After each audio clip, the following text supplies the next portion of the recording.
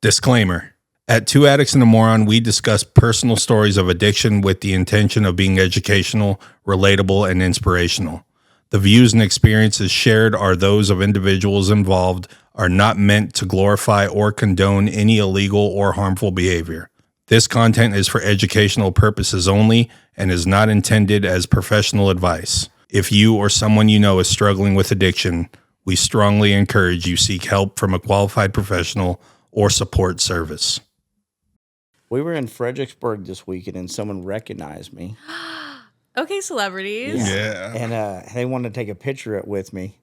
And I was like, sure, Wow, absolutely. that's so cool. And he got my number. He works for Hope Recovery, Yeah. which I guess they house them. Mm-hmm. They house addicts that are fresh in recovery. He's been sober for 13 months. And he was selling like crosses and stuff that they make in their in the place that he works for. So we bought some stuff from him, and then he got a picture, and I got his number, and I told him anytime you come to Austin, if you ever want to tell your story, be happy to have you. That's awesome. So he sent me a message, but he didn't realize he sent it to me. Mm-hmm. He sent it to someone else that he works with, and he's like, "Hey, I just met Mike Stewboy." Oh. Blah, blah, blah. And I was like, he said. Then he realized he sent it to me. And he's like, "I'm so sorry, wrong person." I said, "It's cool, bro. It's not that big of a No, deal." that's incredible. Yeah, I it was wish pretty someone cool. would do that for me. Yeah, it was pretty Oh my cool. God, It's I just coming. met you. Get ready. Yeah. That's great. Yeah, that's the goal, man. I think about it all the time. I journal about it every night. Like, it would just be so cool if I just got to talk. Like, because my friends, I won't shut up about recovery. Mm-hmm. Like, it's all I fucking talk about. And they're like, okay, like, we get it. Yeah. But, like, if I could make a living, like, doing Mm-hmm. that, and just, like, honestly, the connections that I've made with people who I have no idea what they look like Mm-hmm. anything about them, and they're, like, we're each other's biggest allies. Like, Yeah. it's just the coolest thing. It's the coolest relationships I think you'll ever get. Yeah. It's I was telling him this not long ago, like when me and Destiny we were going through a breakup, and the people that I still have friends with from before my addiction, and then the people that I've added during recovery, I have like the strongest group of friends that I've ever had. Yeah. Like just, and it doesn't have to be people that I talk to every day, people that I call every day, but anytime I like am going through something, I can reach out and call, and people answer and they get it, they understand. It's insane. I always say like the recovery community, especially in Austin, Texas, I'll put against any community out there. Yeah. And I think that we'll hold our own with anybody. Yeah. Yeah. And it's just so cool to be able to just meet someone and like you already have the deepest thing you could possibly have in common with them. Right. And then that just makes it's like you don't have to put on a front. It's like, yeah, you know what it's like. Like Yeah, you yeah. get it. And so we're good and you and me were cool. And it's like people that you would never otherwise like have met and like related to in your life, but you just have this instant bond. Yeah. It's just the coolest thing. And I still hang out with some people from before, and you're exactly right. Like it's hard not to compare. And also just like sometimes the way that people operate that haven't seen the depths of it, it's just like I struggle sometimes because I always have the perspective of like, yeah, I almost died, so this isn't really that big of a deal. Yeah, you know? right. And it's like it's hard sometimes to be around people who don't, they can imagine that, but they can't really feel like what that would feel like. Yeah. And it just feels like kind of a deep breath when you're around people who get it, Yeah, it's like I have a daughter. I can imagine what it would be like if she got sick or something happened to her, but I don't know any depths of what that would feel like. Yeah. Like I could tell myself like that would be terrible, but that would be 1,000 times worse than I think it would be. Right. Right? So when I meet people that have lost children, I'm always like, that's in my mind, I fucking have no clue what that would feel like. Yeah. Like, I like to think that I would, but that is nothing I ever want to feel, Yeah. And it's the same, like, I've met people that their addiction was way worse than mine. Like, I've never been homeless. Yeah. Can't imagine what that would feel like. Right. I couldn't imagine what it would be like sleeping under a bridge and this and that. I like to think that I could do it, but I know the first night that it's 30 fucking degrees, we went camping. I brought Destiny camping for the first time ever, and for her first time. And I didn't check the weather before we went. And when we went, it was like 75 degrees, good weather. But we didn't know, this was like a month ago when that cold front came in, and it went to 30 overnight. And we were sleeping in a tent until about 12:30, and we were like, fuck this, we're going to sleep in the car. And I was laying there, and she was laying there. We're bundled up, and we're hating it. And I was telling her, like, I couldn't imagine like when we packed our tent up at 5:30 in the morning and came home. And we were driving home, and we were talking about it, and I said, you know, I have such a newfound respect for people there's people that are homeless right now that are sitting in this weather with no tent, with no covers, and they're getting through it. And that's not me. Yeah. Like, that is not what I want to feel. Yeah, You know? absolutely. It gave me definitely a different perspective of, wow, they do this every night, and I don't know anything about that life. Yeah, me neither, man. Ooh, I would not do well. I tried to go camping last summer, and same thing, but it was hot. It was just really hot. And literally at 12 o'clock, I was like, I'm actually going to head out. I'm going to go drive home and sleep in my bed. Yeah, get the AC going and all of that. I went home and I hopped in the shower, and I was like, thank you so much, God, for this shower. That was terrible. Yeah, it was not fun. She was like, this was the worst trip ever. And I was like, I just didn't look at the weather. My bad. Yeah. So Imagine that, you not planning. yeah. Yeah, well, I think we just got a really good intro to this podcast. Do I need to shut this off? Can you hear it? It's fine. Okay. All right. Well, ladies and gentlemen, welcome back to Two Addicts and a Moron. Very special guest in the house, Miss Bridget Price, everybody. Yay. Yay. Yay. Thank you for coming. Of course. Thanks for having me. Yeah, no. I don't know what we've done to earn you to be here. Oh, my God. But it's fucking cool. Thank you so much. So you're wearing a bunch of coats right now. As far as you're working, and you're also posting stuff. It's super hilarious. Thank you. Yeah, really funny, and you're in recovery. That I am. Yeah. So, how long you been sober? If everything goes to plan, next month I'll have 3 years. Hey, let's go. Big deal. Yeah. Yeah, it's kind of crazy that I feel like the last year was so fast. Yeah. The first year obviously is the longest, and then, year 2 was, was fair, but this year has just flown by. Yeah. Which is great. I think that's what you want to happen. Yeah. Do you think it's just because you're settling in to kind of the new way of life? It just feels like, this is my life now. I never really understood when people said, one day you'll just be a person who doesn't drink. You'll just be a person. That's just who you are. And I was like, right, but I'll probably think about it every single day. Sounds still. great. Yeah, I was like, that sounds fake. I mean, genuinely, I just didn't believe anyone who said that. And now it's like, it's wild because that is my experience. After being a person who always was like, drinking was such a huge part of my identity, that it's like, you do have to find out who you are. And I think years 1 and 2 was a lot of that. And then this year has been more like, okay, and how do I want to move forward and, grow from this? I know who I am, but like, what more can I improve on? But yeah, it's wild how turns out they were right all along. Yeah. You just stay the course, and then it does get a little easier. Yeah.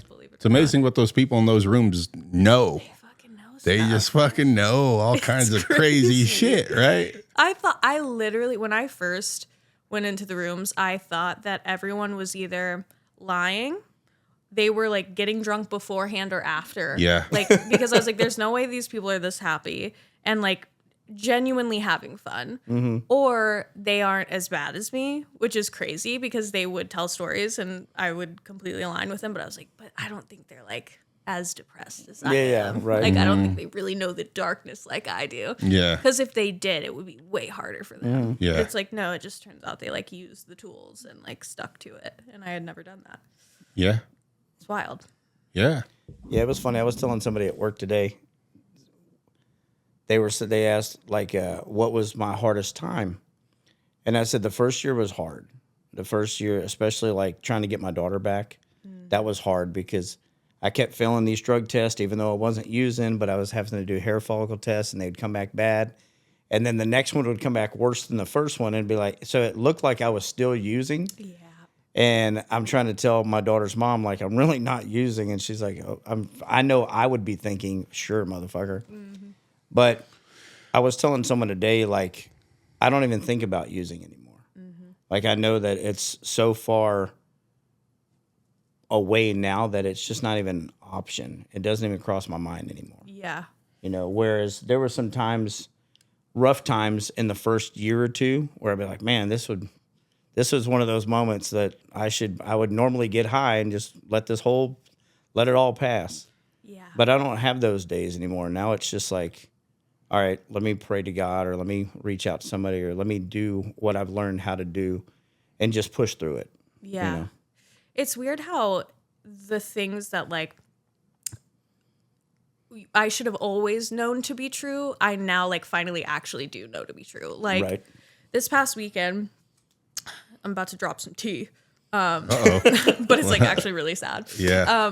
My mom had a stroke. Oh. And Oh, no. yeah, she's okay and everything's fine, but obviously it was like really scary, and Yeah. that was always a thing that, you know, something happening to my parents or my family, that was always kind of a reservation that I had, where I was like, I don't know what I would do in that situation, in sobriety. And so obviously it was like terribly scary and whatever. But there was not one singular moment where I was like, I really want to drink right now. It was more like, what do I do with these feelings? Like, but then like you said, it's like, I now know it doesn't cross my mind, because I know, first of all, that it just wouldn't work. It just wouldn't do what I think it would do. Mm-hmm. And then my family has this whole other thing to worry about. It's like all of the things that I should have always known, I now know. Yeah. And it's like, okay, now my brain just kind of goes there, whereas before it was like a real effort to get it there. Yeah, yeah. And that's, I think, you know, if you don't continue to use those tools, that can slip away, I think. Mm-hmm. And I've experienced that too. I've had a plethora of relapses, but now it's a little bit more second nature than it ever was before. Yeah, that's good. That's a good awesome. place to get to. Yeah. That's a safe place to get to. Yes. Right? Yeah. It's weird because you never want to feel like super confident in where you're at, Right. because then you'll stop growing. But at the same time, it's nice to trust yourself a little bit more. Mm-hmm. I think there's a balance there of knowing that at any moment, the old you could just creep up and start saying some shit, and you start listening. But at the same time, knowing like, okay, I don't have to be actively afraid of myself every single moment of every day. Right. That's a real relief after years of really just hating and doubting everything that you ever did. Yeah. You know? So alcohol, DOC for sure. Yeah, big time. Okay. And how did your journey into alcoholism start? When did it start? That's a great question. I mean, I started drinking when I was probably 14 or 15. Yeah. Normal age. I mean, maybe. Yeah, it's That was about normal to me. normal. Yeah. But, you know, and from a very early age, I kind of recognized that I was using it maybe a little bit differently than other people, because everyone was like having fun and I was like, you know, getting sadder. But then I was like, that's what I wanted to do, which was confusing. I like almost use it to escape my feelings, but then also to like feel them more and not avoid them in a weird way. But anyways, so, you know, I continued on that way for many years. And then my last year of college, I was drinking every single day to black out, but it was like by myself. And I was just like, okay, when I graduate, I won't do this anymore, and I'll have a job and I'll be a real adult and blah, blah, blah, and it will just get better. And then Yeah, but you're in college too. It's like that's what but I that's thought. like, well, that's an excuse though, right? It's like, I'm in college, so I, you know, it's all. This is what I'm supposed This to is do. what I'm supposed to be. 100%. Yeah. I really thought that. And then I get out into the real world, and it's not like things just don't like fall into place like you think that they're going to. And so then I was like, okay, well, once this next thing happens, then I will definitely stop drinking this much at that point. Moving the goalposts. Yeah, just continuing to move that every single month, really. Yeah. And then so it was January of 2020, I moved up to Tulsa, Oklahoma, which was a journey. Yeah. And That was a bad move. it really was. It was for a man as well, which Yeah, even worse. honestly couldn't have gone worse. And I got a job there, and I was like, okay, like things are really falling into place. This is gonna be the time. And so I get this job, and I'm drinking at lunch. Like, mind you, it's like a corporate job. Yeah. But I'm like, it's okay because I'm just bringing myself up to the level that everyone else is like normally. Like when other people drink, they get drunk. I am like, I become a normal human being is what I thought. Yeah. So I was like, that's fine. And it's no big deal. Once I get settled in, then I won't drink at lunch. And then if you'll recall what happened in March of 2020, everything shut down and I got laid off and got put on unemployment, which was so much more than I was making before, which is crazy. And so I just posted up and just started drinking earlier and earlier on in the day. And then for about 3 months, I was drunk consistently around the clock. Like I would just wake up and drink and pass out and wake up and drink. And my boyfriend at the time was like, hey, can't do that. I Yeah. was like, okay, you're really judging me right now, and I don't appreciate it. Yeah. Shit. I was like, you don't being get it. judgy. Meanwhile, I'm like smoking cigarettes like in the apartment. He's like, hey, this is actually 2020. You can't do that anymore. And then he eventually said to me, he was like, I'm gonna head out and I'm gonna go on a trip. Good luck with all of this. And I, was devastated. How can you do this to me? Yeah. Yeah. I'm such a wonderful person. Can't you see the Yeah. bottles laying around me? Yeah. And my, my family obviously knew that something was going on.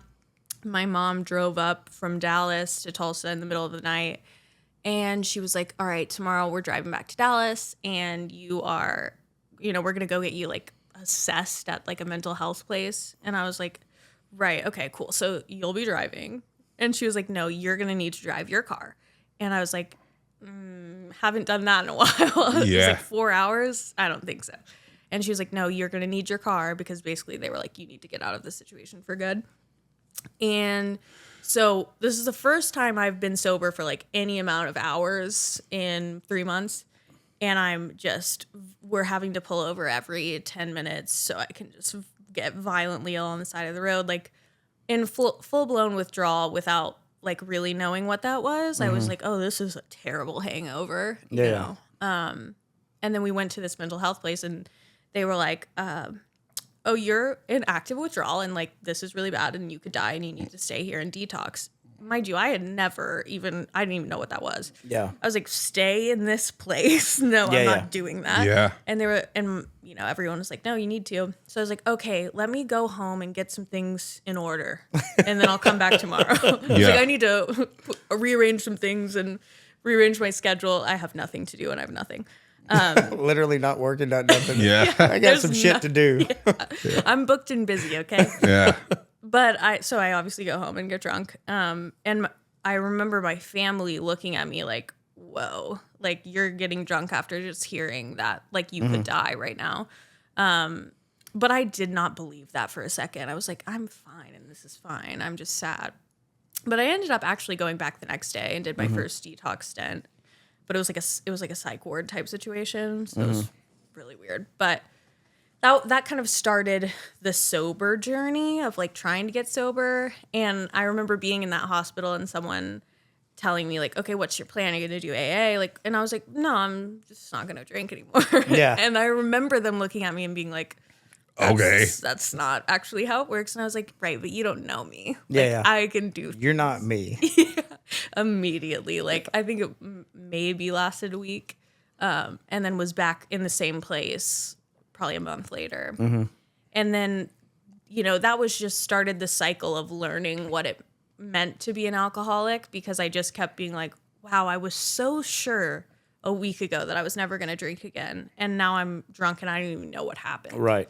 Literally just detoxed and fucking right back to it. Yeah. And now I'm back in this terrible mental institution. Yeah. Where, like, the food is so bad. They'll only let me have 3 cigarettes a day. And they won't let me drink. Yeah. What? Yeah. What's that about? This is fucked up. But then, honestly, and at that point, my parents, they didn't know what to do with me. Nobody knew what to do with me. I didn't know what to do with me. I was living with them. I tried to go stay with my brother in Colorado because he had dabbled in drug use earlier on in his life. And so he was like, come up here, like, stay with me, whatever. And I just thought relocating, I thought, all of the things we try before we humble ourselves. Yeah. I was doing all of that. And finally, I end the Colorado trip escaping on a plane, ? Like, told them I was literally going to, like, the store or something, and then just hopped on a plane to, guess where? Tulsa, Oklahoma. Oklahoma. Sweet. And then, like, no one in Tulsa wanted to see me. Yeah. It's like, here I am. Yeah. And they're like, actually, could you leave? Like, we actually don't Can want we this. pay you to go? Yeah, literally. This is Tulsa. We're too good for you. Yeah, which is a humbling place to be, honestly. Yeah. And then that journey, and, like, just basically just shit all over my brother's kindness and his fiance at the time. I was just like, fuck you guys, I'm gonna go get drunk, which just was so unlike me, because my family, I'm so close to all of them. And that's when I finally agreed to go to, like, residential, because I was like, this is wild. This is crazy. Like, this is beyond what I thought it was. I missed his wedding being in treatment that time, and then got out of treatment that time.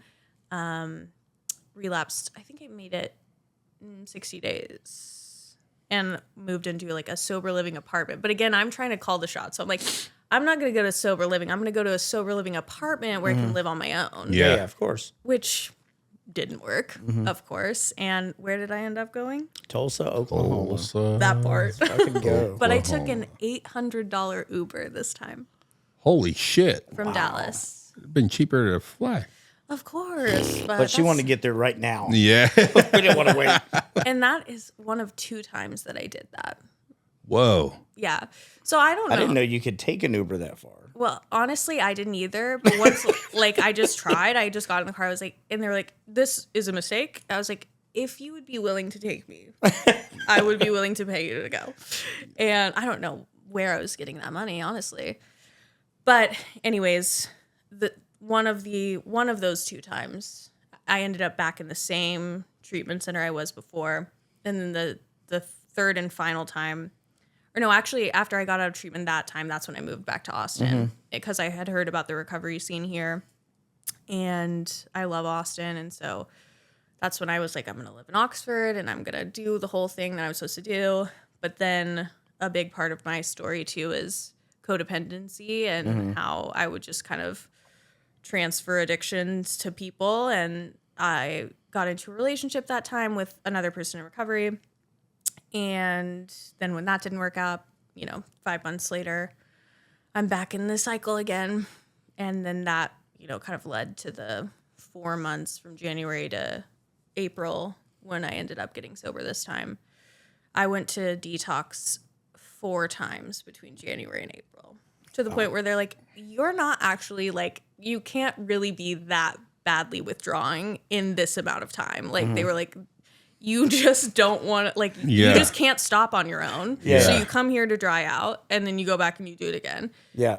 And there's a lot of people that do that. Yeah. My nephew, he would do meth for like 2 weeks, and then he'd call us and think that we're gonna be so excited. He's like, "Hey man, I just checked myself back into detox," and we're like, "Okay, well, like, this is what you do. Yeah. Like, you party for 2 weeks, You run out of money. You don't have anywhere else to go. Nobody wants to be around you. And it's like, hey, y'all should be proud of me. I fucking checked into detox again. He'd go there for 72 hours. He'd get out, and then he'd fucking stay straight for a few days and get high again. And then I'm back in detox, guys, you know? Yeah. That's exactly what I was doing. And the last time my sister was about to get married, I was going to be the maid of honor. So I had relapsed after just getting out of detox, but I was like, okay, this time I can't let my family know that I'm going to detox or that I need to detox. So I was like, I'm going to detox at home, which was not a great idea. So I, tried to get my hands on some benzos, and they were not benzos, of course, because this is the world we live in. And I have no tolerance for anything other than alcohol at this point. Ended up being when I finally got to detox, because I obviously needed to actually go, they drug tested me, and it only came up for fentanyl. There was no benzos in my system. Oh my God. Yeah. And I was by myself in my house. It's so scary to think about. That was God watching you. Well, I woke up from being passed out for I don't know how long to the cops at my door because my family had sent them to do a wellness check. And that's when I was like, okay, I probably should go back to real detox. But I was like, okay, guys, basically did the same thing your cousin did. I called my family. I was like, guys, back in detox. It's all good. Yeah. I'll get out. We'll go to the wedding. We'll party. It'll be great. And they're like, while I was in detox, they basically over the phone interventioned me. And they were like, you aren't coming to the wedding. We're not going to allow you to, we don't want you there.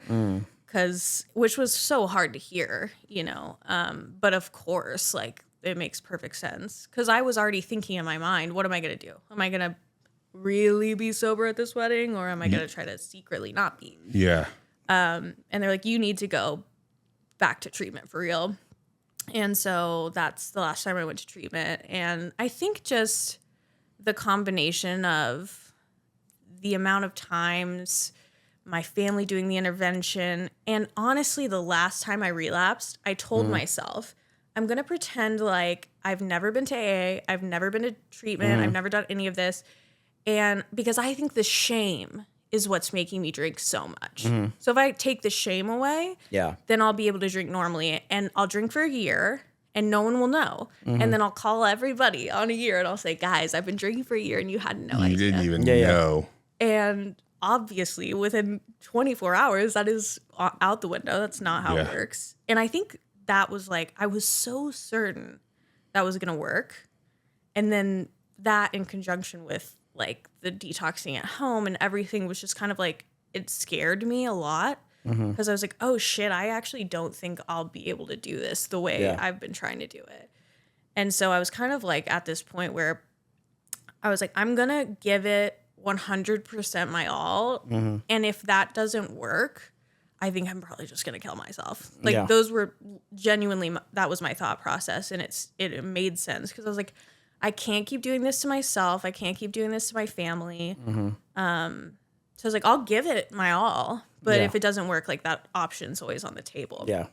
Which is really fucked up when you think about it. But that made so much sense to me at that point. It's a wild thing. Yeah. It's a wild place to be. Yeah. Yeah. Because you never think, you hear about people doing that and you're like, how could you get to that place? And then you get to that place and you're like, it makes perfect sense. Yeah, it makes so much sense. Yeah. I remember Jay Klein said the last time he went through recovery and AA, he had never really given it his all. And he said that someone told him, do this for a year. Do it for a year the way that we tell you to. And if your life hasn't changed completely, we'll give you all your misery back. And I think that's such a good thing because when we go in the rooms, it's not like we're in a great place, right? We're miserable as fuck. And we're depressed and we're sad and we're lost. And I didn't love myself anymore. I didn't I had so much resentment towards myself for the things that I did to people and to my family. And when I always hear when people say, look, we'll gladly give you your misery back if this doesn't work. Yeah. I think that's such a good phrase because what else are you going to do? Right? I mean, you might as well fucking give it your all and try it and see if it works. But everybody and you guys can speak to this now, not then, but now. It's like, if you do that, they know it's going to work. They know that if you give it your all, everybody in those rooms, they fucking know. You guys know. You can tell somebody 30 days in, and you know the answer to the test, right? But the answer lies within that person, right? They have to let go and just let somebody else take the wheel. So making a bold statement like that, like if this doesn't work in 1 year, if you give it everything for 1 year, them knowing this is going to fucking work. Like, or go back out to the streets, man.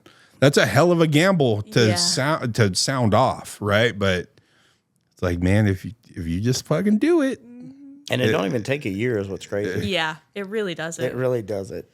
It's wild, but it's also crazy too, because I think like probably the time before that, like when I had 5 months, I think in that moment in time, I would have told you that I was giving it my all, and I was definitely not. Yeah. You know, but I really like, you can convince yourself that you are, but it's like I still held on to some things where it was like, but I still need a relationship to feel okay. Right. Then I'm not going to let go of that.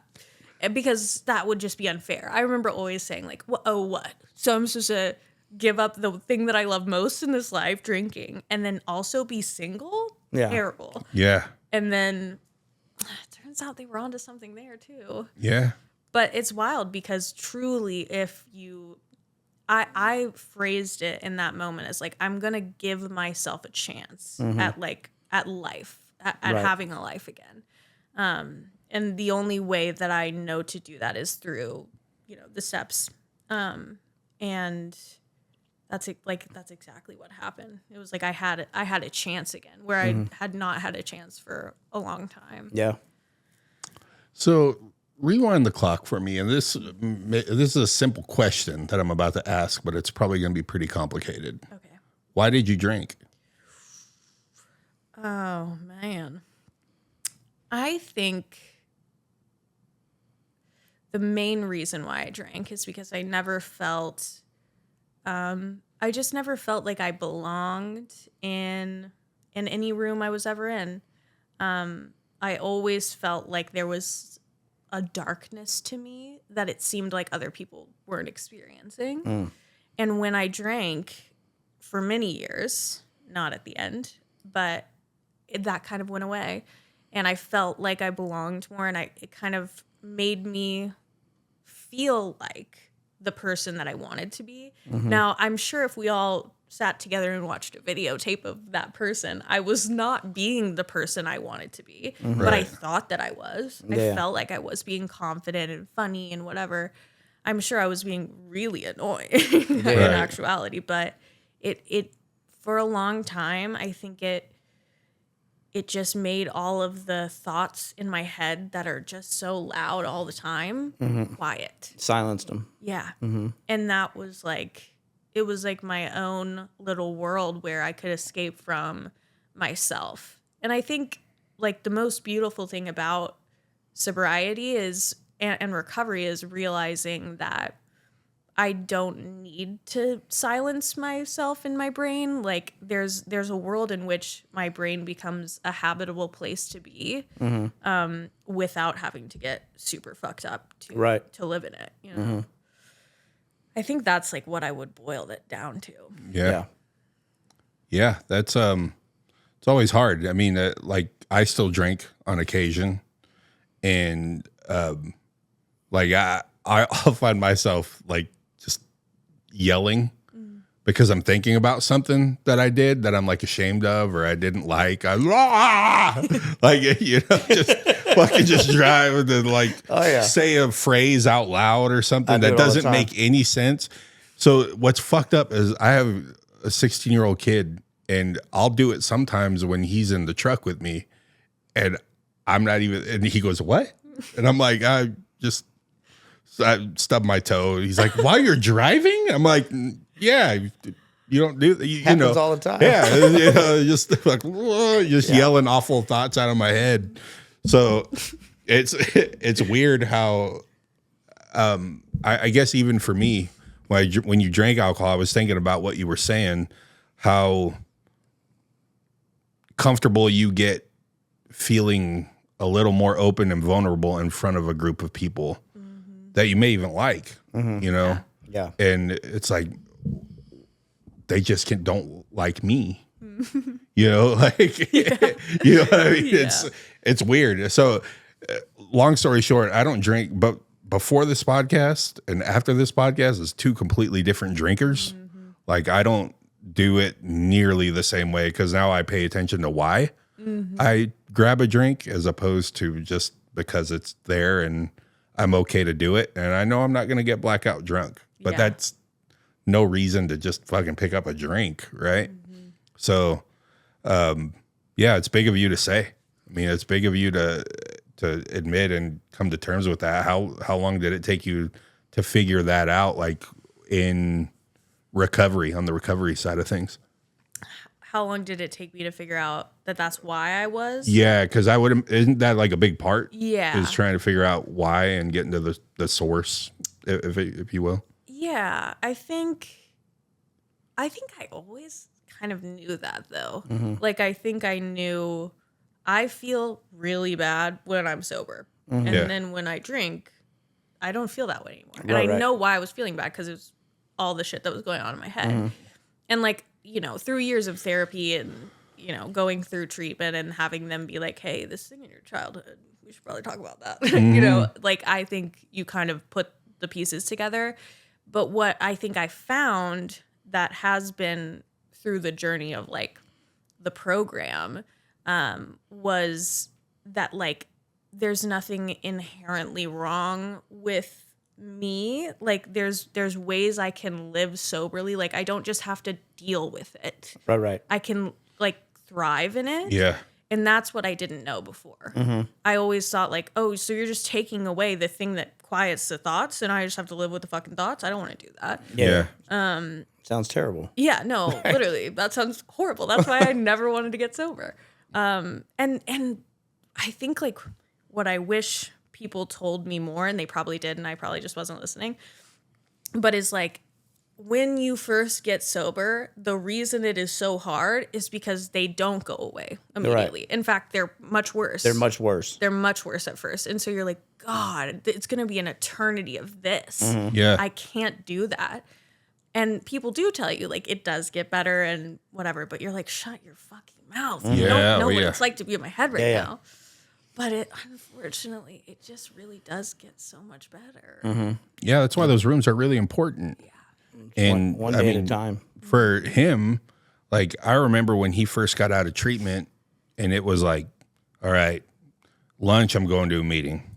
Getting off of work, I'm going to a meeting. He was doing that 7 days a week. Like, I mean, I was going 3 a day. Yeah, he was going all the time to meetings.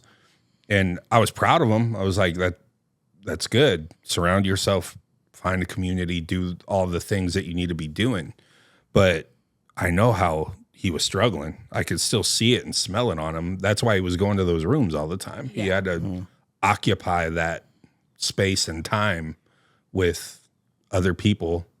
And even for me going into a room right now, and I've not in active recovery or anything like that, but going in there, even for a guy like myself, makes the problems feel small because I'm listening to other people talk about their issues. And I'm like, that's humbling. To me, it's a way of like going to a body of water or looking at a mountain.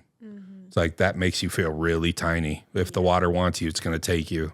Something in that mountain wants you, it's going to take you. You're not that important.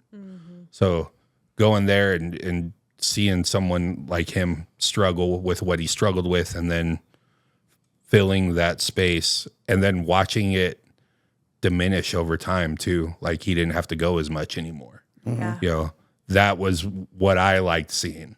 I knew why I was doing it so hard at first. And then it was like, all right, now I'm going to a couple a week. And then it was once a week. That's really sweet how you like observed all of that and like noticed and cared. He loves me. That's so nice. Well, I had a we were going to do this, right? We were going to do this. I had no doubt, but he wanted to do this when he was on meth. Right. I was like, we're not doing this. We're not doing this when you're on meth, dude. Like, I had so much energy. Yeah. He's like, dude, we're funny. We talk about shit in our pants all the time. It's going to be great. I was like, dude, we can only talk about that for so long. We got to. So then when you got out, he was like, I want to do one about recovery. And I was like, let's give it some time, bro. Like, I'll cry. I need to watch you do shit first. I need to watch you go through something hard. I need to watch all of these things before I'm just like, all right, let's go do something together. Yeah. So, were you doing that early? Like were you just in rooms all the time? Or, I mean, how were you occupying the noise in your head? Yeah, for sure. Definitely for a while. I wasn't going 3 a day. Yeah. Mad props for that. Yeah. But I was absolutely leaning on that because when I got out of treatment, strangely enough, I did not get a get well job. I went right back into my career for the first time in a few years, which honestly was good for me at that point to like have something to work towards and like to do what I thought I was supposed to be doing. But going to a new job where people don't know you was really stressful. And like the first lunch where everyone goes out and they get a drink, I was like, oh God, this is so terrible. So really leaning on those people in that time was really important. Because you're right. It's like sharing and hearing other people share about their experience. It just takes the burden away. Like it just feels way more manageable when someone else is looking you in the eyes and like believing in you and hearing you and like understanding you and caring. That's what like my biggest advice to anyone trying to get sober is like, I mean, of course, this is not revolutionary. Everyone says this, but is just talking to another alcoholic. Like it's just insane how you think you're going to be met with judgment when you've never done that before. But to see the look of like, yeah, been there, done that in someone's eyes is after years of like holding that in and feeling so much shame over it. The weight that takes off of you is like, it's just, you can't even explain how wonderful that feels to not be judged by a group of people. That's why I love y'all bitches so much. Yeah.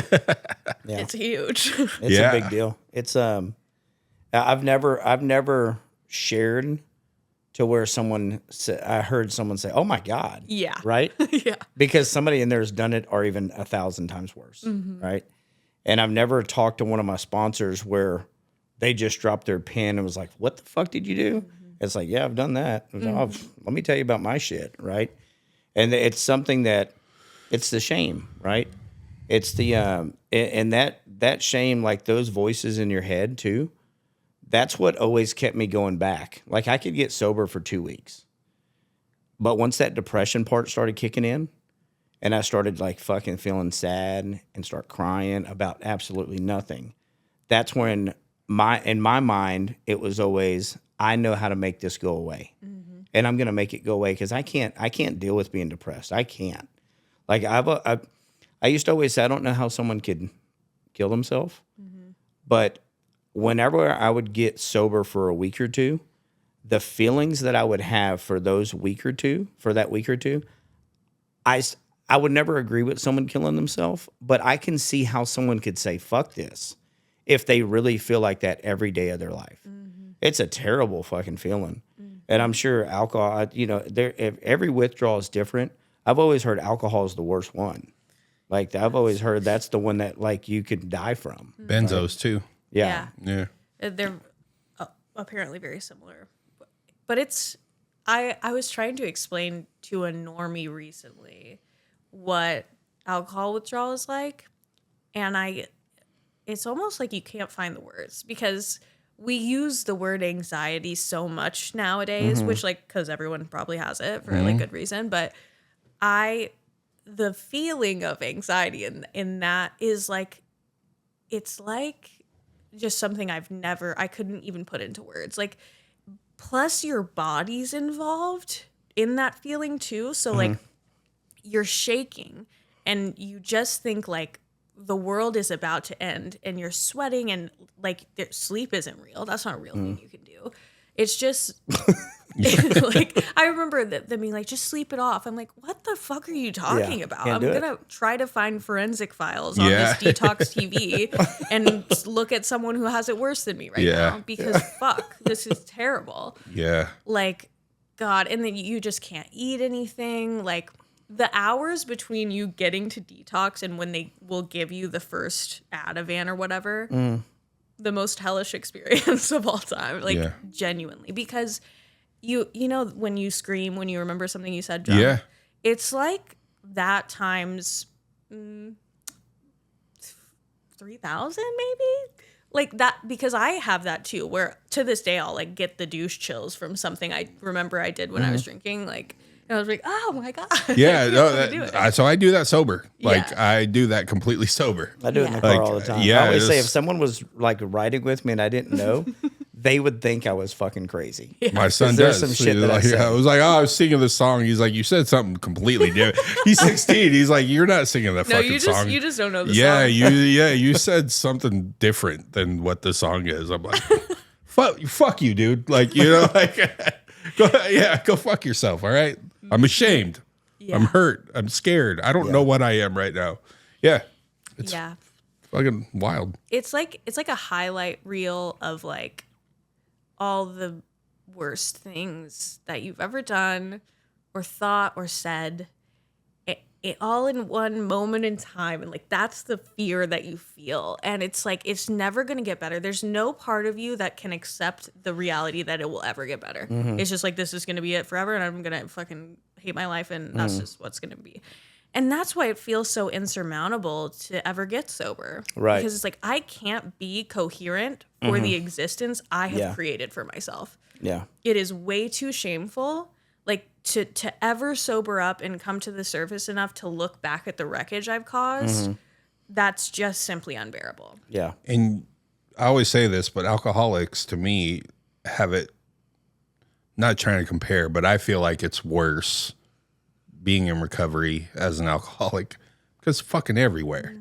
Like you're gonna, you're not going to be judged for buying. You're not going to be judged at all. Like nobody knows what you're going through. If you go to the convenience store right now and pick up a Four Loko, they're just gonna be like, "All right, here you go." Like, if I go buy some meth, people are going to judge. Yeah. Like you can just walk in and fucking nobody's going to say nothing. Nobody's going to think nothing. Right. I think about that all the time. It's like, I feel like it's against the law, but it's really not against the law to just walk into a liquor store. But I think like, and one of the reasons that I created my TikTok was because I also didn't believe that like a somewhat younger female could be an alcoholic because that's just like not what's represented in like media. And when you think of like an AA meeting, the only ones that you've ever seen on movies is like, you know, a super old dude who's like, I have 30 years of sobriety. Like, that's not me. And there's, you know, like to this day, I'll get comments on TikTok that's like, you're too young to be, you know, this isn't a real thing. Like, and I'm like, bro, trust and believe. If I don't want, like, I didn't choose this. Like, I'm not telling you the $800 Uber story for fun. Like, I'm telling you because it helps me stay sober and maybe someone will resonate with it. And that's like, I wanted to help maybe provide some more like exposure to like, hey, this can literally doesn't matter what age you are, if you're a girl, if you're a guy, whatever. Color, like it race, doesn't matter nothing. At fucking all. This can be anyone. It is not prejudice at all. No. It does not give a fuck. Yeah. And and for me, like, I think, you know, it says in the book that sometimes for women it happens faster, and maybe that was like the process expedites quicker, and that maybe in conjunction with the old COVID situation, I don't know, maybe made that happen quicker. But I used to be so pissed about it because I was like, I thought I was gonna be 40 years old, I was gonna be a soccer mom at a game, and I have wine in my Yeti, and someone calls me out, and that's when I have to get sober. Like literally, I had that vision of that's what's gonna happen. And then, you know, I got sober at 25.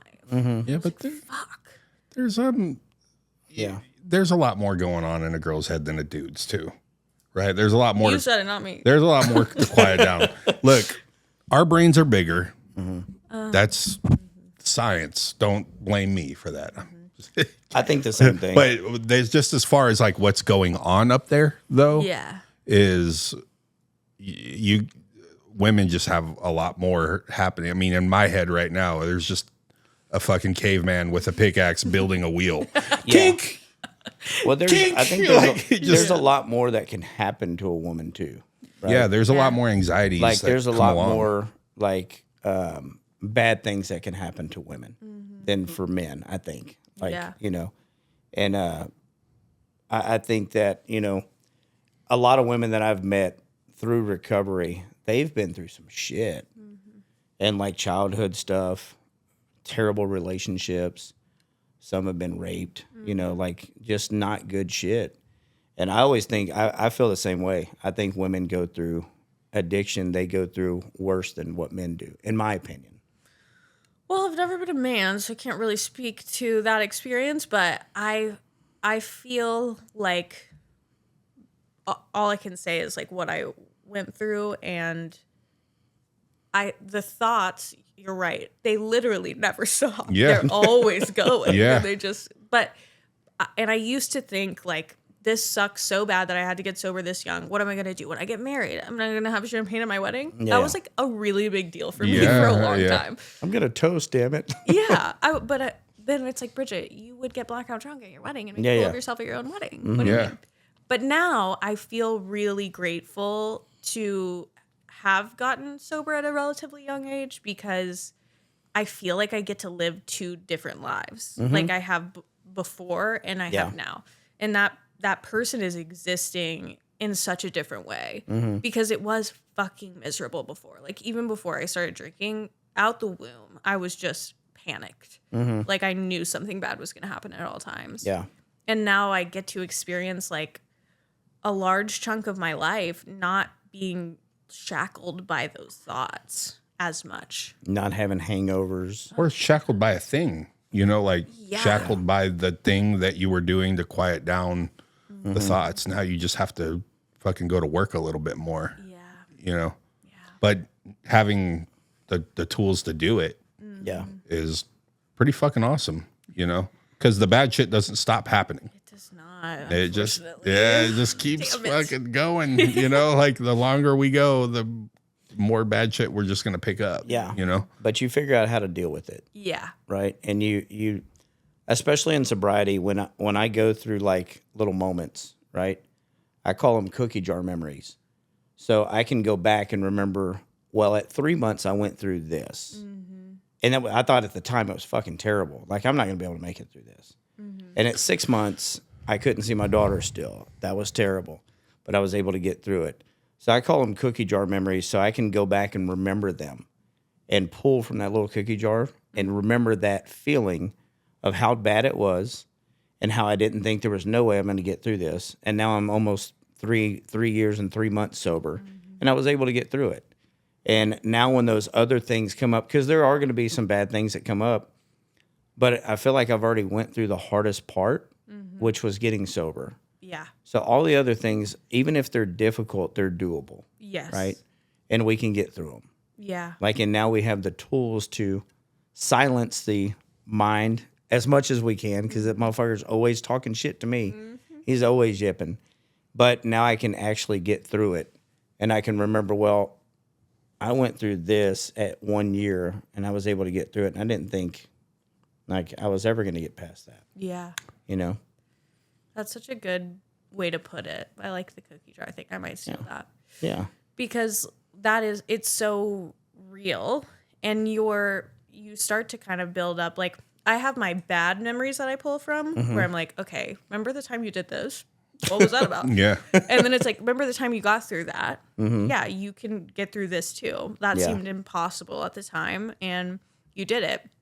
But honestly, like, what is probably the most helpful for me now is like, when I go through something hard, it's the classic, like, play the tape through. It's like, do I have a choice right now? Do I want to make this already really hard situation a million times harder? Yes. Or do I want to not do that? Like, that is, if you dumb it down, like, that's what the decision is.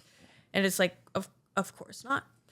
But, you know, so in early sobriety, the thought of potential relief is louder than the thought of like, this is going to be worse. Yeah. And I think over time you just start to learn a little bit more like it wouldn't work. Like it actually just won't work. It's not going to. Like It didn't.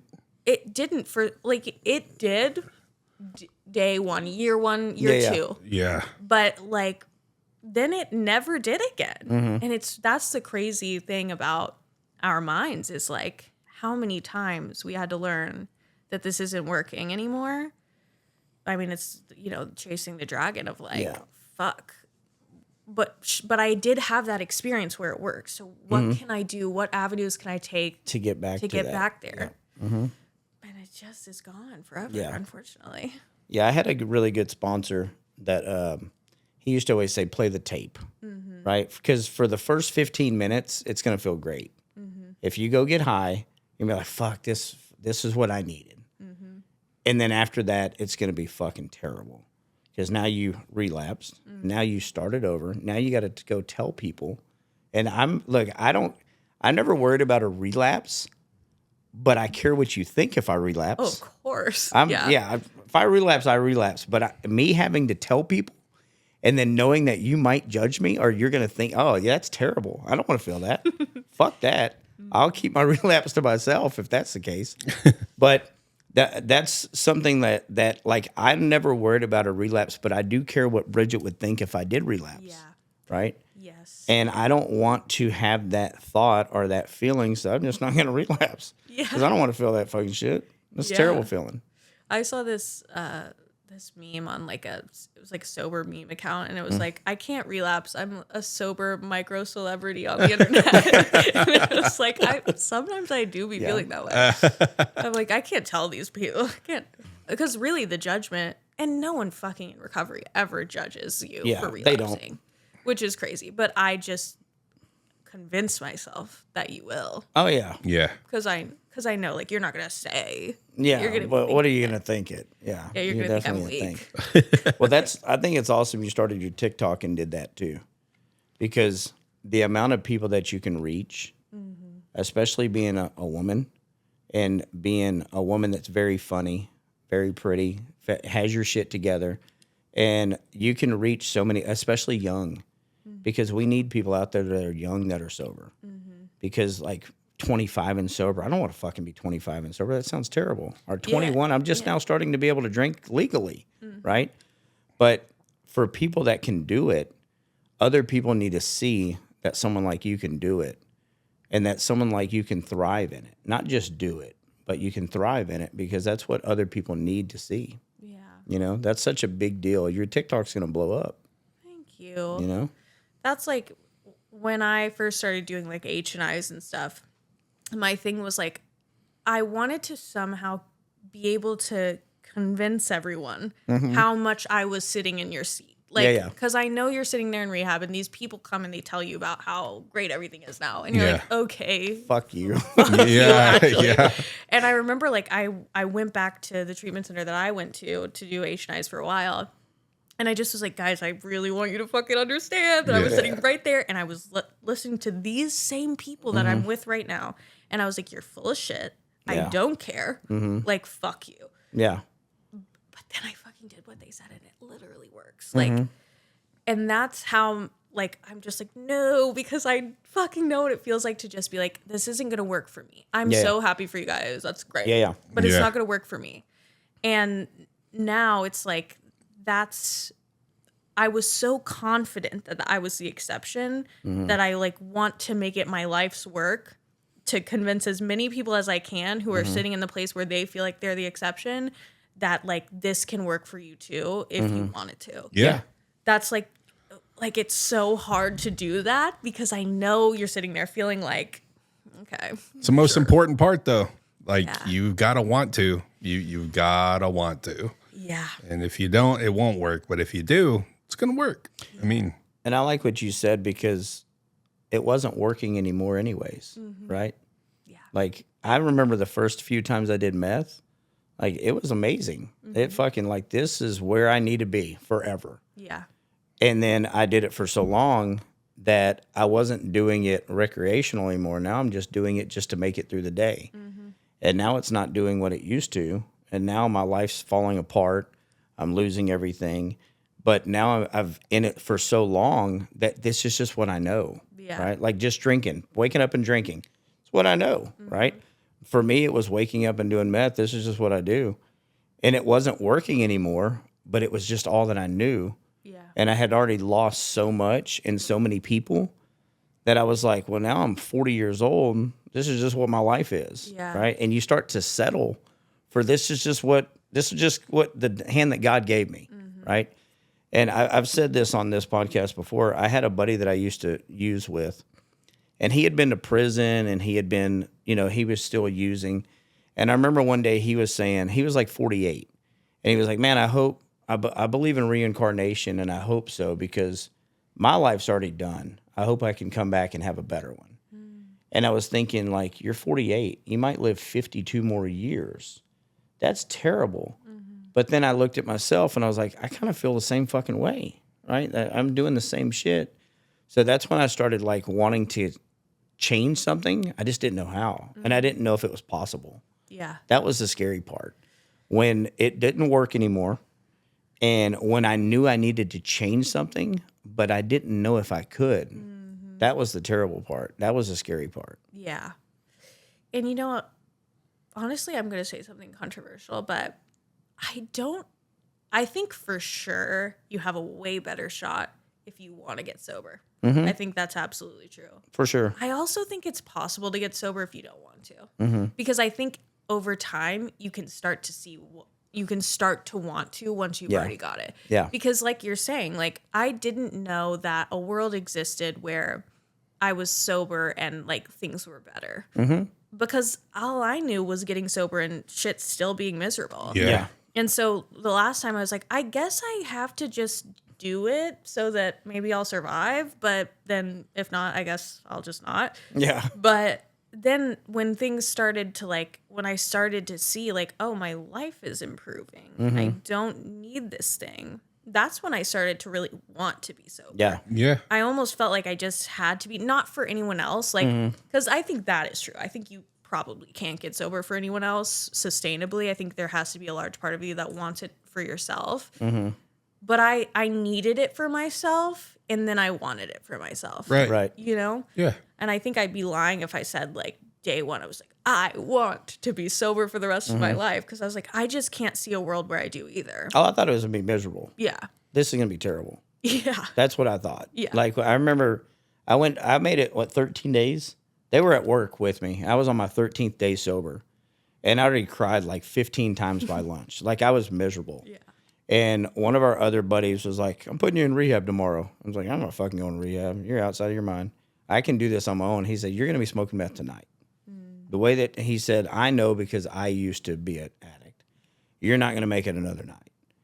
And I was like, well, I can't afford to go to rehab. So he's like, I'll pay for it for you. Oh, wow. I'll pay for it. He said, I know a place. He called the place. He got me a partial scholarship, and he paid $4,500 for the part. Wow. And he sold stock to do it, right? And I was like, well, now I'm kind of fucking, now I have to go, right? Yeah. Yeah. And I'm like, well, the company's not going to let me go. And he's like, well, let's go call our lawyer right now. So we went in the office and called, and she's like, I'm so glad that you're finally going. We've been waiting 10 years for you to go. And I was like, well, fuck. And I was like, well, how am I going to pay my bills? They all put money together to pay my rent. No. Right? And I'm like, fuck, now. Yeah. Well, now I got to tell my daughter's mom. This is going to be the hardest part because she does not know that I've been using. Easiest And part. It was the easiest part. It literally got easier and easier. One of the girls at work, Kim Johns, she's like, if my husband, if my kid's mom, if my kid's dad would have ever called and said, hey, I've been using and I'm going to go get myself help, I would have been so happy for him and my kids. Yeah. Your ex-wife's going to feel the same way. And I called her, and it was probably the best conversation we've ever had. I cried. She cried. She's like, just go get help. I'll take care of our daughter. You go get help. Well, I said, what are we going to say? We're going to say you have COVID and you can't see her for a month. So I was like, fuck, now I have to go, right? And then I stayed with my buddy that night so I didn't go use. And he brought me there the next day, and I was in the first meeting we went to was at Westlake. And I remember I sat down next to this girl, and I won't say her name because obviously I didn't ask her if I could. but she was getting her 1 year chip, and she was I remember walking in the room. I was like, these motherfuckers are on drugs because they're so happy and so excited, and they're talking and they're high-fiving, they're hugging each other. And I don't want to talk to any of you motherfuckers. And I sat in the front. I made a commitment. I was going to sit in the front row at every meeting. So I sat in the front row, and this girl she's like so bubbly, so nice. To this day, she's still one of the nicest people I'm around. And she's like, I'm getting my 1 year chip today. How long have you been sober? I'm like, this is my 14th fucking day. And she's like, man, it's about to get amazing. Your life's about to get amazing. God's going to, and I was like, I don't want to talk about God. I don't want to talk about none of that shit. You're lying to me. I wanted to slap her. Is what I wanted to slap the shit out of her. Because you're in a cult right now. Mm-hmm. And every time I see her now, I always give her a hug and say, thank you. You were so right. You were so right. Yeah. And that's what we all go in the rooms, I feel like, is this is fucking not going to work. Yeah. Right? This is going to be miserable. But I didn't remember how miserable I was before I came in here anyways, right? And that was in January 2022? Yeah. I've been sober since January 1st, 2022. Something like that. And New Year's Day? Mm-hmm. Oh, hell yeah. Yeah. My daughter's mom sent me a text message that morning. I still spend New Year's with their family. Mm-hmm. And she knew that I was on something. And she sent me a message that morning, and she's like, hey, I need you to go get tested. And I was like, yeah, I think I have COVID. She's like, yeah, I'm not talking about that. She said, I'm pretty sure you're using again. And that whole day I sat there, and I was like, all right, I fake drug test for the court. I fake drug test for her. How am I going to do this again? Right? Because she caught me the last time. So now it's going to be real hard to fake it. Mm-hmm. And that whole day, my mind was like, just keep using. You're fine. You'll figure it out. And I was like, no, I'm tired of trying to figure it out, and I'm tired of faking it. Mm-hmm. I'm going to try to do it. And that was the day that I stopped. Wow. And yeah, I've been sober ever since. You know? Damn. Sober ever since.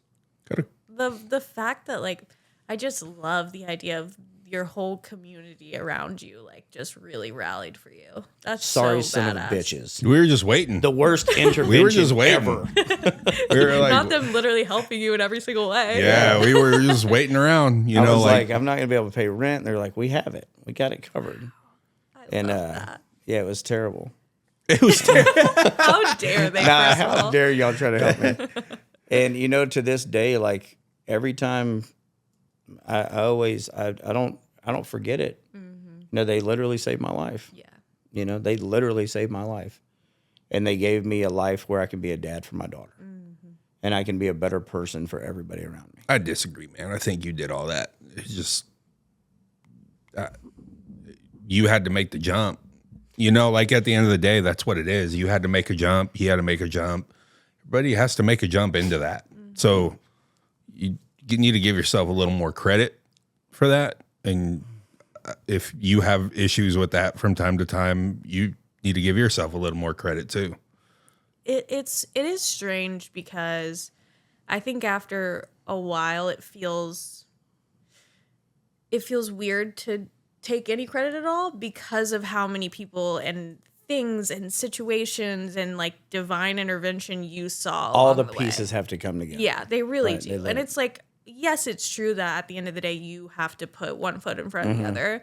But like, that's why the sobriety to spirituality pipeline is so direct, is because like you start seeing things happen that you weren't noticing before, where it's like, oh, I only could put that foot in front of the other because of this and this that happened and these people. It's a puzzle. Yeah. It's like, I think about it in the way of a puzzle that you put together and then you rip it apart. Mm-hmm. And the next time that puzzle gets easier because you remember it. It's same shit. You've just broken down the puzzle and put it together so many times. Yeah. But you had to fucking do it. Like that's the thing, is like you had to put that puzzle together. Yeah. And it took you a long time of breaking it down and putting it back together and fucking it up and losing a piece and searching under the fucking, table for that piece, whatever the case is. Yeah. Like, I think it's all on you guys. I mean, you can have people around you that support you and that love you, help you get to those places. But it doesn't happen if you don't do it, if you don't walk it. So that's why I say that, yeah, we put a little money in to help them get there. You had people that supported you to get you to where you had to be, but you had to do it. Yeah. You were the one. If you weren't all in, it wouldn't have worked. I mean, it wouldn't have worked. So it is true. And I think that that's like empowering to hear, because it's like, regardless of the resources that like you might have or not have, and the people that have cut you off or not cut you off, it's like at the end of the day, you can do it regardless. Like, it's wonderful when you have that support, but it's not, you don't have to have you don't have to have it. Yeah. Do you remember, like, I have two things that people said to me when I was first getting sober this time that, like, literally I just latched onto so fucking tightly, and I still think about to this day, that, like, it's like you've heard the same thing over and over, but somehow the way that they said it just, like, changed something in your mind and made something click for you. Do you have things like that? I have. So my favorite quote that I heard was, forgiveness has given up the hope that the past could have been any different. Ooh, period. That, because for so long, I lived in the shoulda, coulda, wouldas, right? And I literally beat I think my biggest amends was to myself. And that might sound selfish, but I literally had so much hate towards myself for the things that I did and the people that I hurt and the things that I fucked up. And for so long, I was like, you know, at 25, I had a house and 3 cars and a great job. And then I had a phenomenal wife, and I lost all of that. And now I'm 35, divorced, losing my house, losing my cars, lost my job 4 different times. They just always brought me back because they love me. And now I'm in my 40s, and I literally lived in the shoulda, coulda, wouldas for so long. And when I heard that quote in rehab, I was like, it just made so much sense to me, because who's to say that even if I did everything right, that God didn't have it planned out for me to go through this path and through this journey so I could get to the other end, and I can tell people that maybe that's what his plan was all along, that I had to go through what I did to be able to get to where I'm going. Yeah. So forgiveness has given up the hope that the past could have been any different. That is my favorite quote that I've ever heard. I love that. Yeah. how about yours? Well, this isn't necessarily a quote. I've got favorite quotes for days, but this one is But your latch thing. my thing that I really fucking latched onto was, in treatment the last time, my counselor there, she's just wonderful, and she had also gotten sober at 25, and she was like, this counselor, like, everybody just loved her. Like, it's rare that at a treatment center everyone loves one of the counselors. Yeah, well, But this girl is just like the bubbliest person. To this day, it's like you said. Anytime I see her, I'm just like, you have no idea what you did for me. But she was my counselor, and I just remember asking her, like, how is it going to be different this time? Every time I think it's going to be different, and it's not. And I don't know, like, I feel hopeful, but at the same time, I feel not hopeful at all, because I've been so confident before that it was going to be different, and then it wasn't. Right. And she was like, I don't even remember exactly how she said it, but basically she was like, you just decide that this is the time where you never do it again. She was like, you just make a decision every time it gets hard and you think about drinking or whatever. Like, you just remember, oh no, I can't, because this is the time where I'm never going to do that again. Yeah. And I just do whatever it takes to remember that this is the time. And so anytime it got hard, I was like, oh fuck, but this is the time where I'm not going to do it again. Is it. And it's like, that's so simple, but something about the way she said it to me was so matter of fact. It was like, you just decide you're not doing it again. And of course, like, you know, it's much more complicated than that, but really it wasn't, because that's, at the end of the day, that was what I always said to myself. And when they did my family did the intervention, you know, it was my sister's wedding that I was going to miss. And I just was like crying on the phone to her, and I was like, I'm supposed to be the maid of honor. I can't miss your wedding, whatever. And she was like, Bridget, like, it's one day of my life. She was like, you need to do this for yourself so that you have a life, so that one day you can meet my kids and you can be their aunt and you can hang out with them and be trusted with them. And like, she was like, this is one day. And for her to say that about her own wedding, Her day. Yeah. like literally you dream about it your whole life. And for her to be like, this is so much bigger than that. It made me realize like what was at stake, because I was thinking like, I got to be there for your day. And she's like, you're going to die if you continue on in this way. Yeah. And I want you to be there for when I have kids and, you know, all of the days When they to come. get married. Yeah. And like that just to me, I was like, holy shit. Like that was so selfless of her to think in that way and to not be so mad that I was going to not be there and they were going to have to rearrange things. She was like, no, it's one day of my life. Yeah. Yeah. Same thing with him and his ex-wife, you know, the mother of his child. Him thinking it was going to be hard. Yeah. You thinking that's going to be hard. I mean, different things, but kind of the same. Pretty hard things to miss out on, right? Yeah. But Yeah. had to be done. So what's it like for people to drink around you now? Honestly, my boyfriend is a normie. I have a lot of my same Oh, he's a friends. moron. Yeah, he's one of the morons. He's one of the morons. Yeah, I like him. I like him already. Good guy. But it's interesting because, you know, probably for 6 months, maybe a year, I was still aware of where every bottle of alcohol in the room was. Yeah. Like I knew where it was. Yeah. I wasn't going to do anything. I just immediately knew where it was. Yeah. But now it's just become, I just don't think about it. And most of the time, I actually like being around drunk people because it reminds me like what it looks like in actuality. And because it doesn't tempt me anymore, I can see it for what it truly is. Yeah. And I'm like, wow, what's wild to me is if we're in a bar or something, we're all sitting here having the exact same experience. And I used to be miserable right now because we're like, why can't you drink and I can't drink? But it's like we're all literally experiencing the same moment in time. Right. The only difference is I'm experiencing it 100% like clear-headed. Yeah. That's the only difference. Yeah.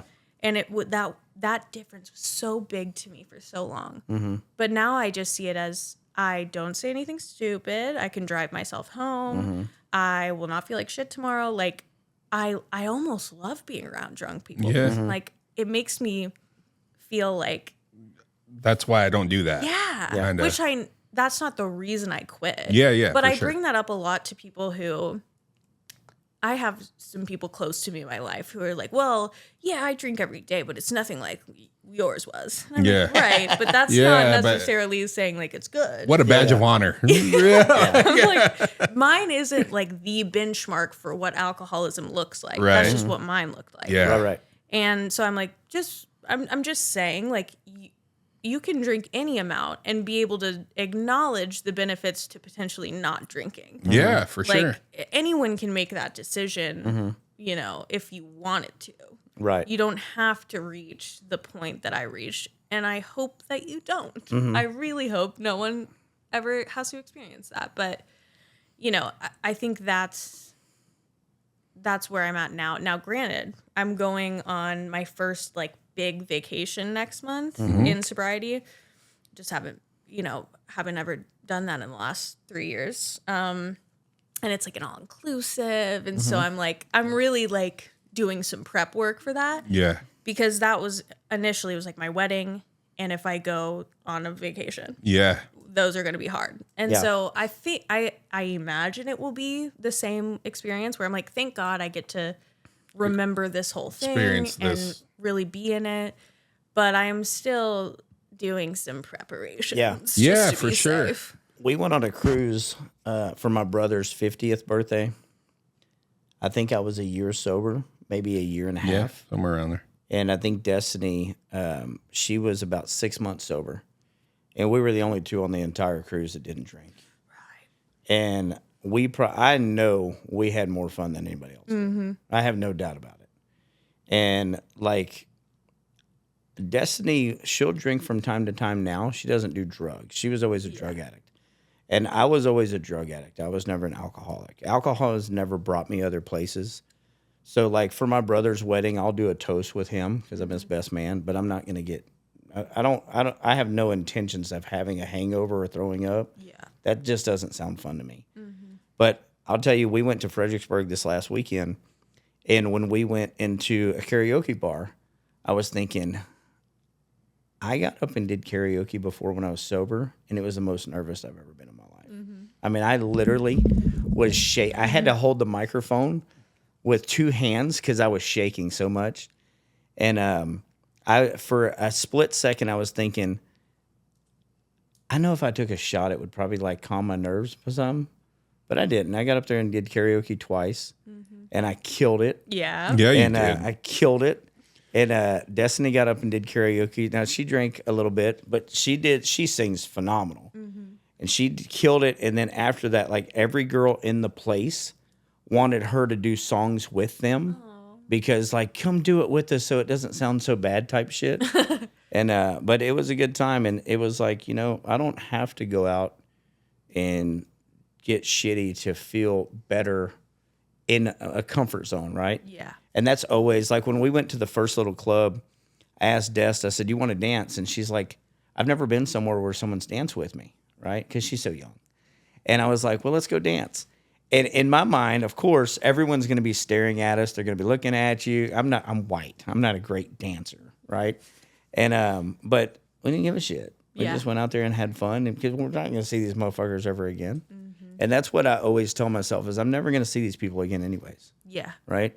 That's how I always silence that person that says, man, if he was on something, this would be 1,000 times better. Yeah. But that's how I always silence it for me is I'm not going to see these people ever again anyways. Yeah. Unless they recognize me. And then I surely don't want to be high. Don't you have a sober podcast and you're high as fuck right now? Yeah. That's not going to go over well. Yeah. That's true. Yeah. So about your boyfriend, Normie, and what was his feelings about drinking in front of you after a great learning your question. story? That is a great question.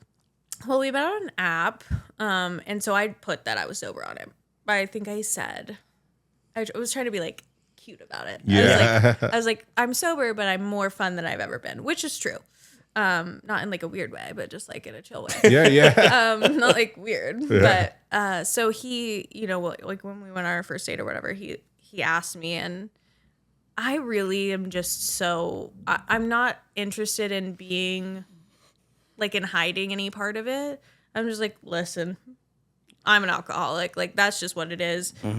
I think that's the best way to be. It is because it's not. I don't feel ashamed of it. There's no shame. And if anything, at this point, it's like, it's just better that you and I know. So if you're weird about it, I'm just going to weed you out at this point. Yeah. And he was really like, he was really, really understanding and just like, oh, that's really cool. I've always been met with people being like, oh, that's really cool. I've never met someone in real life who's been like fucking loser. Yeah, Which was what I thought. I thought everyone because I thought that way about people who didn't drink. When I drank, I was like, what a fucking nerd. I Like thought if you didn't do math, I was like, fucking weirdo. Yeah. but now it turns out people who aren't alcoholics don't think that way. Yeah. There's like, I was asking because I have my own shit about that. Like now that I'm in the community, like kind of as an ally or whatever. So Sean Livingston does I Am Redemption, has his own podcast. He's sober. And we went to eat dinner, me and my girlfriend, him and his wife. And we all sit down. And before we walk in, she's like, can I order like a drink? And I'm like, let's not. Yeah. Like I don't know what the situation is here. I'm kind of making this awkward interaction between me and my girlfriend because I'm making it weird. Right. I'm told it's me. I'm like, no, we're not going to fucking do anything like that. We're going to get Diet Cokes and stuff. I would never do like, that. I would never do that in front of this guy. Like, Yeah. and she orders tea. I get a Diet Coke. And his wife goes, I'll have a beer. And I was like, God, like we both just look up. We're like, Can I send back the tea? Son of a bitch. Like, or like, man. Yeah, but it's, that was a big moment for me. Like, this man's married to that lady and he's perfectly okay with whatever she wants to do. I mean, she didn't hammer back 19 beers or whatever. She had a beer.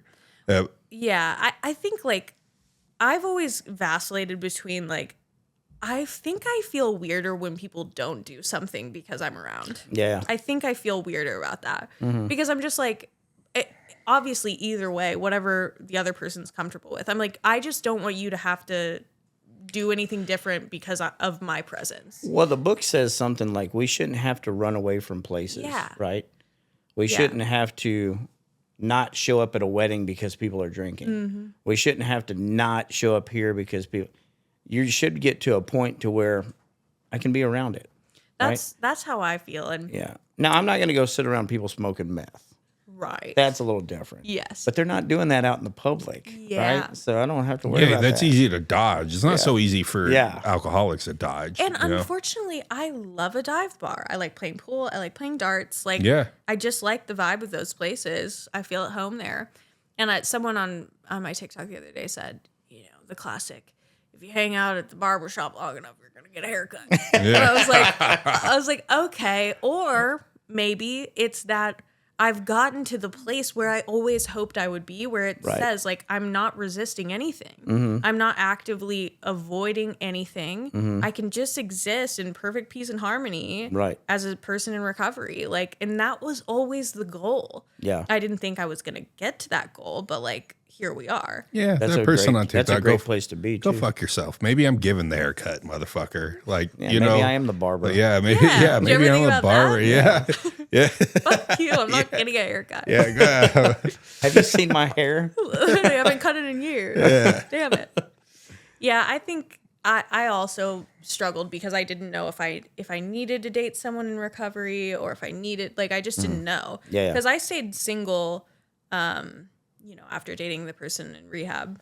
After that went south, I was like, yeah, they're right. I should probably stay single for a while. And I stayed single for 2 years, which was the longest I had ever done in my adult life, even since I was probably 14. And then I was like, I had built such peace in my life. And I was like, I know how to be single. I know how to be sober.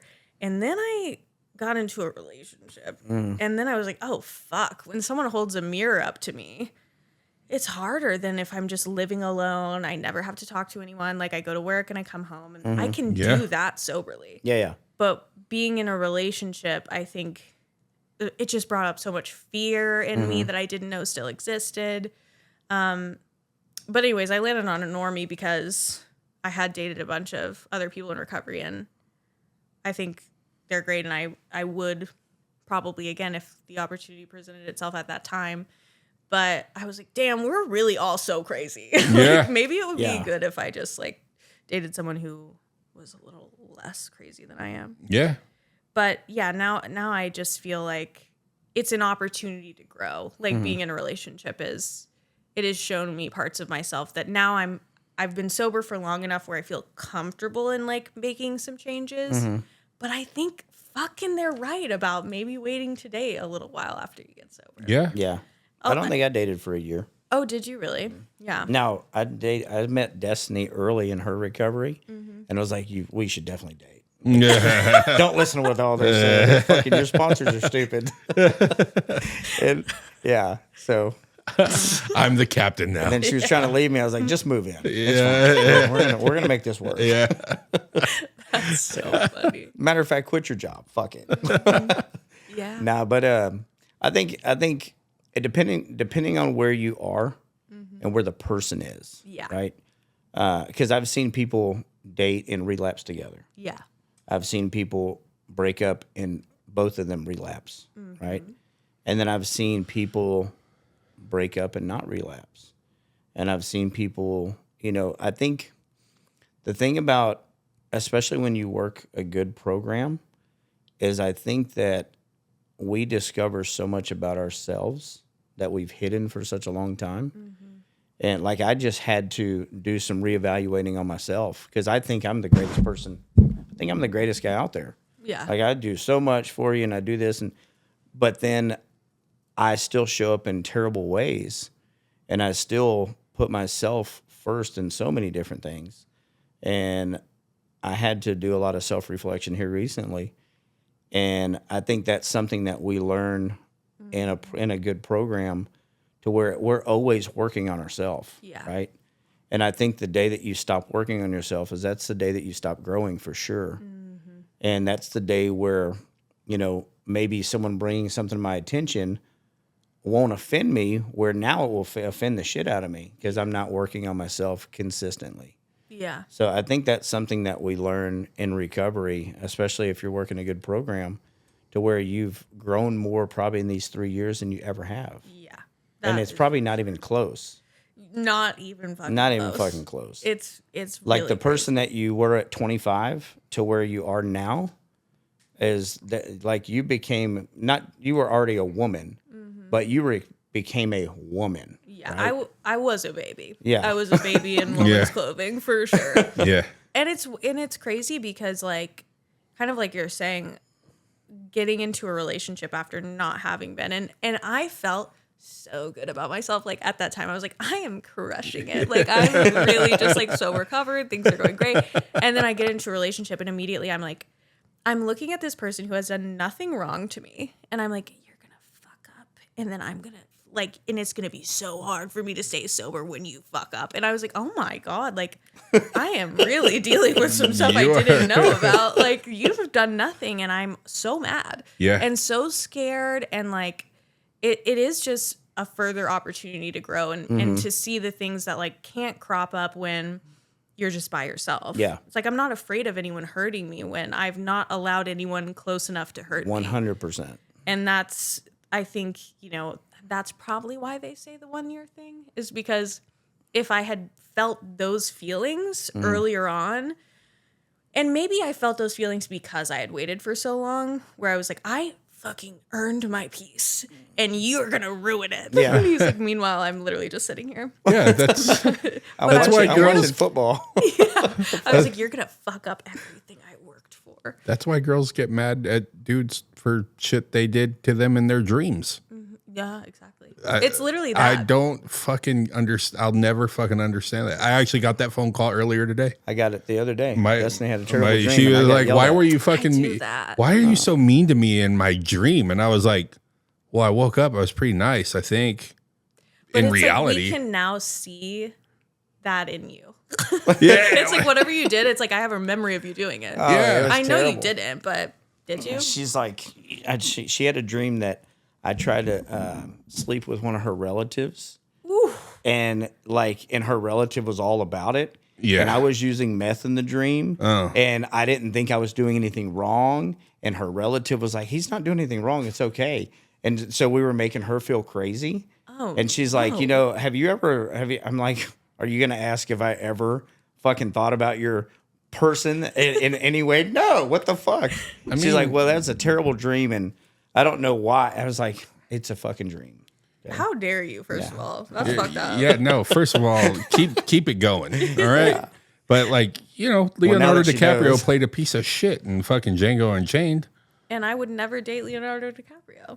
But you might in real life. But you're not going to date him because of the way he was in Django Listen, Unchained? I'm not breaking up with people over the dreams, but I'm going to be a little salty for a few hours. Yeah. It's like, have you ever had a nightmare where you wake up and you're so scared? Yeah. And it takes you a while to like calm down from this being scared? Yeah. It's like that. Oh, bro, if I have a dream that she's cheated on me, that's going to be in my fucking mind too. That's because you're a girl too. That's then okay. Like, I'm gonna because ask her, like, if hey, my girl so- cheats on me in my dream, I'm gonna be like, that was a bad dream. I'm not gonna hold that against I'm you. gonna ask her, like, so who the fuck's Clint? Who are you talking about? I don't know.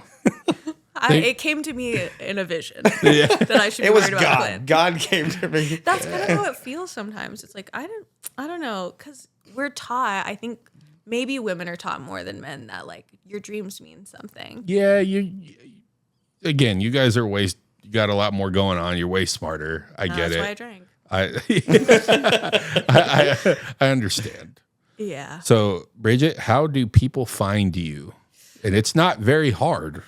Oh, well, it's hopefully it's not. I'm Sober Bridge on TikTok. And that's really, I'm also Sober Bridge on YouTube, but I'm just kind of starting that in case TikTok goes away. But TikTok's my home. That's where you find me. Yeah. Okay. And people get a hold of you through TikTok. They message you all the time. They talk to you. They can. Yep, my DMs are open. I also have a link in my bio to my email address because sometimes I do get a lot of messages, but I try to respond to as many as I can. Yeah. That's awesome. Yeah, so something I'll tell you since you're going to become a big social media star. Oh, great. Okay. Rachel is one of our favorite people that we've had on here. For sure. And I asked Rachel, she came on maybe our 20th podcast. Something like I think it was our 20th. And we were like, Destiny, when she comes here, Destiny can't even say hi to her because Destiny's watched her on TikTok for so long that she kind of gets all weird, right? So, but I asked her, I said, like, you have so many followers. Do the comments and shit ever fuck with you? Mm-hmm. And she said, if I don't do my morning prayer and my meditation and I go right into it, yes, they can definitely fuck with me. So yeah, there's going to be haters that message you and say stupid shit. If you sit in a barbershop, fuck them. Yeah. Right? Fuck them. Go get your own haircut. Because I ain't doing no fucking haircutting in this bitch. Yeah. So keep doing what you're doing. That's a big deal. Women, especially younger women, they need to see that this is possible. Yeah. And Y'all you did so well. Like this is something you should have your own podcast. Thank you. Because you do that. This is going to be one of my favorite podcasts that we've done. Yeah, you should do some shit. Yeah, for sure. Like you should ever want to think a come little back more on outside here? the box. Chop it up. Yeah. Come on. We always tell people that whenever they come sit in the chair, they're family now. Family. So you need us for anything at all. We're happy to help, and the door is always open for you to come back, and we'd love to have you back. I would love to come back. Sooner than later. And Yeah. I'd love for you to bring your boyfriend next time for a couple reasons. Oh. One, he's British. Yeah. Yeah, that's viewers pretty. would That's love pretty it. cool. That's pretty cool. Second, we could get along on the normie thing. Like, he so, could be the yeah, second the moron. We can pull up another microphone right yeah. there. So I might have a question or two for him too. That'd be cool. It'd be awesome to hear his side of it too. Like, Yeah. because I'm sure, like, when he asked that question, how was it with him? I know, like, if I was in his position, it would always be like, is this gonna trigger you? Because, like, obviously he cares and loves you, and that's not what he wants to do, right? Yeah. So, like, did he walk on eggshells around it at the beginning? Like, I'm not gonna drink around you and shit like that. I would love to hear, like, what he says too. Yeah. Because I think that's a big deal. And I also think the experience was probably very different because I think at one point I was like, hey, I'll let you know. I'll let you know if it's bothering me, but just kind of proceed as if it's not going to. Yeah. Because, but it would be interesting to hear his perspective on that because I obviously have self can't see self. Yeah. You know, I have my perfect memory where I was like so chill about it. Well, I Well, think when it you was- just said that, I know I would, like, the moment I get in my own shit, I'll be like, well, you fucking drank around me and you know what I'm saying? Like, I'm going to throw that shit right at you. it can't, like, I can't imagine that he would even let you know maybe how much he had to kind of work around that. I'm not trying to put shit out into your relationship at all. Yeah. But I'm just, you no, just it's like heard a the dream. way, I'm going to bring it up to him later. you heard the way By the I way. was in a round table with a normie wife and a sober, and the way I was, you know what I mean? So Yeah. you'd probably like, okay, take it easy tonight. Like, oh, we're gonna have one. Yeah. You know what I Sneaking mean? Like, yeah, okay, I'm sneaking off to the bathroom. Hey, waitress, bathroom, beer.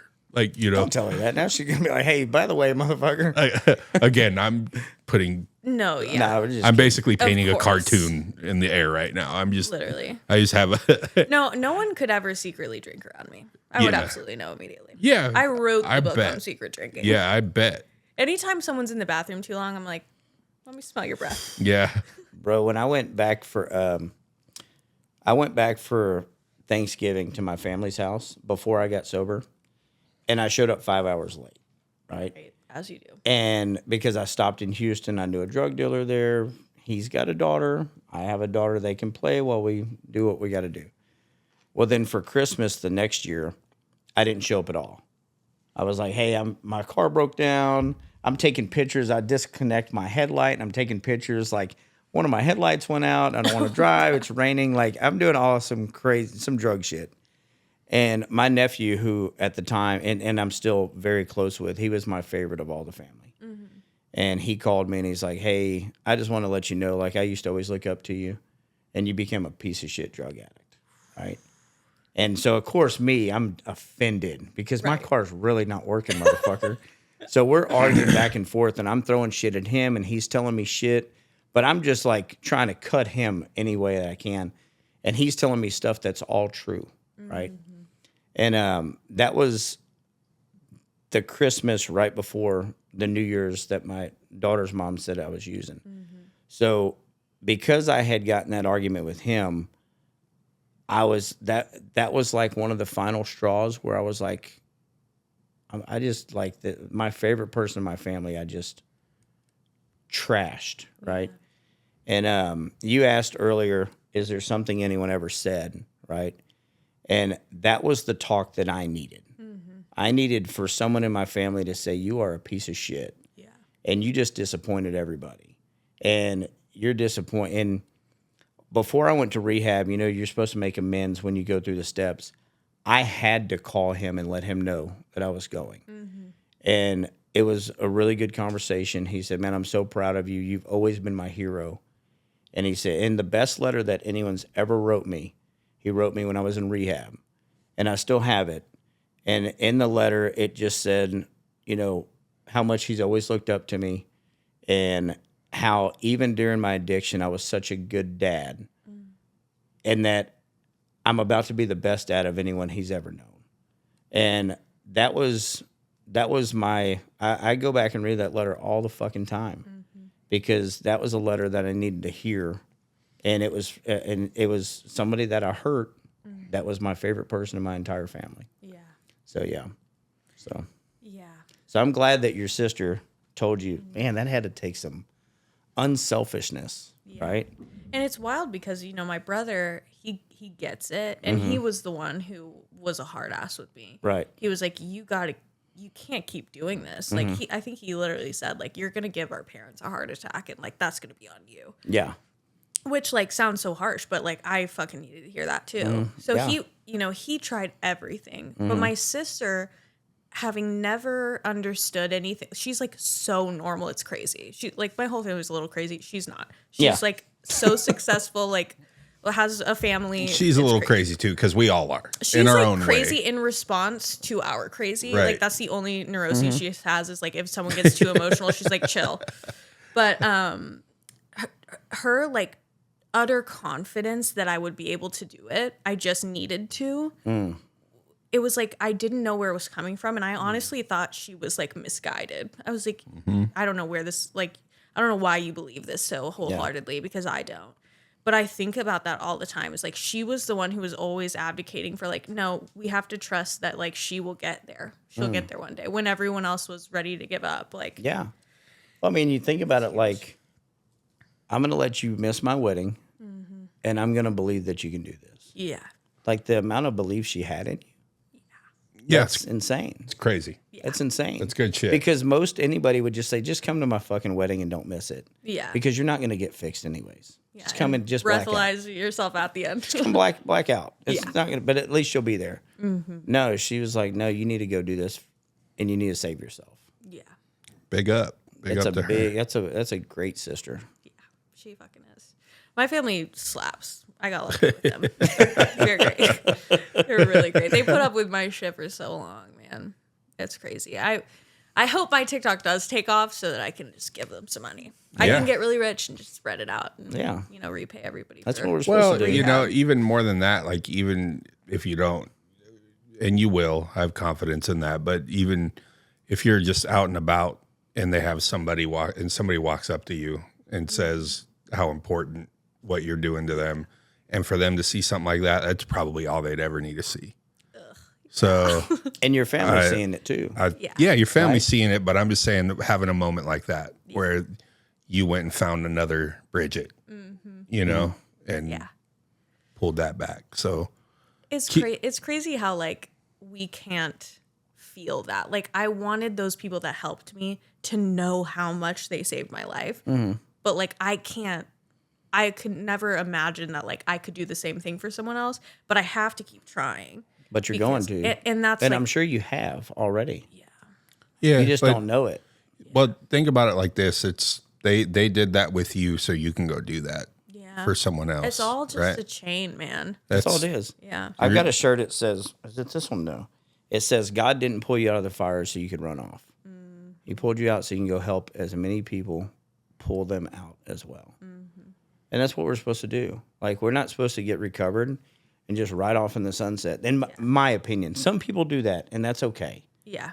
But I feel like the reason that we went through what we did and the reason that God saved us is because he knew that we could go do so much bigger. Yeah.